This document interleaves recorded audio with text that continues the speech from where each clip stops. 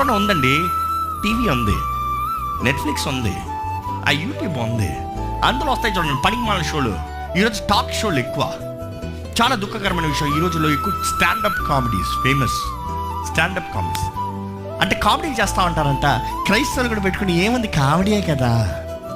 But దుఃఖకరమైన విషయం, 90% of comedies చేసే ప్రతి ఒక్కరూ యేసు ప్రభుని దూషిస్తారు తెలుసా. యేసు ప్రభు మాటను కస్వర్డ్గా మాట్లాడతారు, అంటే దేవుని మాటను వ్యర్థంగా మాట్లాడతారు. క్రైస్తవులు కూడా చూసుకుని నవ్వుకుంటా ఏ జోకి చెప్పండి.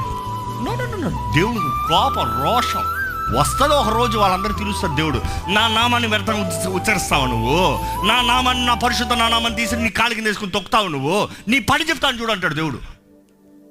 మనం వాటిని చూసి ఎంజాయ్ చేసుకుంటా కూర్చుంటే నీకు రోషం లేదా అని అడుగుతాడు దేవుడు. నా నామాన్ని అవమానపరుస్తా ఉంటా, నీకు రోషం లేదా అంటాడు.